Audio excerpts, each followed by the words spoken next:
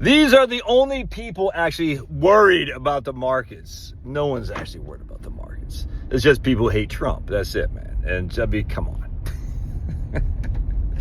Can you actually sit there and tell me you're worried about the markets? Give me a break. You just want a reason to bash Trump. I get it. Republicans would do the same thing with Sniffy Joe and Heels Up. I get it. 100%. But you're not worried about the market unless you're a gambler. If you're a gambler, you might be. Like as my man Mark Dice just did a video showing that idiot Dave Portnoy, whatever that guy's name is. That guy just a clown. I can never like that guy. I don't care if you like Trump. I don't care. I can't stand these gamblers who anyway. And he's all pissed because he's lost money in crypto and his stocks and stuff. I was like, well, you're a gambler. I mean, if you want to worry, I don't care. I literally don't care about gamblers. I care about financial retirees and people doing financial plans. And they're not worried about the markets. Why? Because they say, I know markets go up. I know they go down. I got my bucket of cash and I'm fine. The only people worried about the markets are anti-Trump. People are leveraged to the hilt, who are just hoping my one stock, my NVIDIA that I bought at, I don't even know what the hell, $700 or something like that. That's going to make me rich. I tell you, rich. Or my crypto, I don't even know what crypto is doing. I don't know. I don't care. No one's worried about the S&P 500. I mean, the idea that someone would be worried about this is so friggin' stupid. I mean, we've had market crashes galore, and I've told you a million times about these. Oh, and by the way, the Monte Carlo scenarios that are used to predict your retirement probability include market crashes. I'll give you an example. My Monte Carlo scenario on a 6% stock, so that's the best stock market return you're going to get, has a 17.5% standard deviation. So 6% is our expected rate of return. That means 17.5 times 3. I don't know what that is, but we'll just do 17 times 3. 17 is 34.51 minus 6. That means on any given year, you could be down 45%. All right, 45%, which never happened. Well, it did happen in 1931, but when you factor in inflation, which is 9.9% deflation that year, the worst mark we've ever had in the stocks of the S&P 500 was 2008, down 37%. That's it. And we had inflation basically, I think it was like 0.2% deflation. So I'm projecting in my Monte Carlo a negative 45% decline on any given year. All right. Which in truth did happen one time. It's 44%. I want to say 44 in 1931. All right, so we've had that one time. Now, I'm not saying it can't happen again. I always go back to my Japan. Look at Japan. No one expected what would happen to Japan. The lost basically 2 decades. It's crazy. I mean, we just don't know. But the idea that someone's sitting there like, I'm worried about my markets, it's down 20%. Come on, dude. No one's worried. I mean, jeez. I just laugh. I'm just laughing at you. I am. I'm laughing at you. Being worried about a 20% decline. One guy said in the comments, I've lost my years of savings. I said, you think how stupid that is. Dude, you've been putting money in for years. If you've been saving over years, this 20% decline, you did not lose your year of saving. Your years, I should say, of savings. That's just so stupid. It's embarrassing, man. I'm just like embarrassed. I don't even know if these people are bots or what. I don't know. But I've lost years of savings. I mean, yeah, if you had all in one stock, just like, I hate to say it. Well, I hate to say it, but just I'll state it. Just like the dot-com bubble, when that burst, guess what? You did lose, 80% of your portfolio was down. Well, you should never been in all dot-com stocks. You should never bid all the Magnificent Seven. I mean, everybody knows this. In fact, you can make an argument, and I still don't like the argument, but I've done it a couple times, that the equal-weighted S&P 500 could be more beneficial than the major S&P 500, because the equal weight just says we're going to take the top 500 companies, each is going to have 1/500th of a share of the S&P 500. That has done quite well relative to the S&P 500, because the S&P 500 is market cap weighted, and it's take the 7 largest companies, are about 30% of the S&P 500, which is quite high, and those 7 largest companies are taking on the chin. The S&P 500 is taking on the chin. Those 7 largest companies, NVIDIA, Amazon, whatnot, they're just 1/500th of the equal-weighted S&P 500. So the 7 largest companies take it on the chin, much more so than other companies. And you got the equal weighted S&P 500. You didn't take it on the chin as much. The drawback, though, is that the markets are trending in momentum. So other than basically the aughts from 2000 2009, where I think the equal weighted market did better, but I mean, that's looking at the S&P 500 in the worst scenario possible.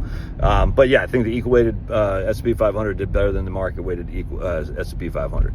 And I think right now, other than that, the equal weighted S&P 500 has just got smoked by the market cap S&P 500. But if you want to be more diversified and less momentum trends, you'd want to do the equal weighted S&P 500. Should you do that now after the market's already gone 20% in the toilet, and the Nvidia, the Magnificent Seven, is down even more than that? I don't even know, because I don't really pay much mind to it, because I'm not worried in the least. You know why? Because I'm getting ready to go to Starbucks and buy a coffee. After that, I'm going to go to Costco and buy some stuff, all right? Guess what? Costco and Starbucks are both traded publicly. Guess what? They both have earnings. Earnings, because people go there to frequent their stores to buy the stuff they want, all right? Earnings means what? Means they're making money, allows them to have employees, hopefully pay a dividend, hopefully make stocks more valuable in the future because the earnings grow with earnings increase each and every year. Earnings growth, that's what makes a stock grow, is earnings growth. Oh, but don't you know that tariffs are going to decline earnings growth? I say, okay, let's see, because in 1897 we had the Dingley tariff, which is even bigger than the McKinley tariff, and we had positive stock market returns from 1897, and I don't know when it ended, to 1913 or something like that, when the Fed came on. I don't know off the top of my head. But anyway, so the idea, and then remember, we had negative stock market returns before that. I mean, literally horrible. In the 1890s was really bad for markets. 1870s was really bad for markets. 1880s, off the top of my head, it was actually good economic growth. I just can't remember what it did for stocks. Anyway, so we had Dingley tariffs and we had massive stock market growth. We had the Fordney tariffs, we had massive stock market growth. So again, the idea that the stock market can't grow because tariffs, it's just not true. Anyway, so you're not worried about it, at least the people who follow my channel, because they have the barbell, or they're long-term investors, or they have a diversified portfolio, the whole thing. The only people worried about are gamblers, addicts, in terms of gambling addicts. I gotta make money because I can't retire unless my stock or my Bitcoin pops to $3 million. Well, okay. Or they hate Trump. And even those people who hate Trump, the only reason they're worried is because, my man, or people say, this is what cracks me up. My man Harry said, Trump's got a bad economic team in there. He should have got rid of the, Bannon, and put in who knows. I said, hey, Harry, next time you win the presidency, you can pick your own economic team. It just cracks me up when these people tell Trump how to manage his economic team. I said, yeah, man, go ahead and win. I mean, literally, we've had less than 50 presidents in the United States history. Trump has been 2 of those people. So next time you win, you Trump naysayers, you get to say who you want as the economic team, all right? Why would Trump listen to anybody other than Trump when Trump's the one who masterminded the biggest upset in histoire, beating Hillary, and then the biggest upset second, beating what's her name, freaking Kamala? Why would Trump listen to anybody? Because remember, I guarantee the vast majority of these people saying Trump can't win, the Ben Shapiro's of the world and all these idiots, I'm sure Dave Portnoy and whatnot, are all telling Trump how to manage their economic team. In fact, Mark Dice is getting ready to do a video. He's getting ready to quote Ben Shapiro about how Ben Shapiro's globalist banksters are losing money. And he didn't like it. He didn't like it because Trump's economic team is bad. All right, well, Ben Shapiro, you win office, and then you can choose your globalist banksters to be the economic team, because Trump won. And as such, it's Trump or bust, baby. And if you're worried, I'm not trying to laugh at you if you are worried. Legitimately worried. If you're worried just because you hate Trump, I laugh at you for sure. If you're legitimately worried, I just say, dude, come on. Wake up and smell the flowers. We've gone through this a million times. Capitalism doesn't just destroy itself overnight. We don't have a commie revolution. We're getting to that point, I will tell you right now. That's what scares me. That's why we need the Trump train to be taking on these leftists, these Jacobins, with a little bit more right-winger, a little bit more Augustus Pinochet, because we got to make sure these, I tell you, they're not just soy boys, dude. These people are well-funded and they're well-trained, these Jacobins. And that is a concern to me right there, is that we're not taking the leftists nearly as a credible threat as we should.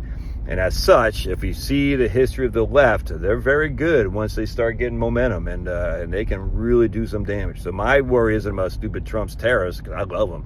My worry is about not taking the left-wing commies as threatening as they really need to be taken, and frankly going after them and put them in jail just like they did the January 6ers. These people need to be sent packing for a long time to make sure that gets stopped in its tracks, because it's ugly and it's only going to get worse unless some right-wing people start saying, no. And I don't mean right-wing individuals like you and me grabbing our guns. No. You got to let the freaking system or the government do that, because that's who we elected, man. We elected the government to secure the borders, to secure our interior borders as well from lunatics on the left. All right, God bless.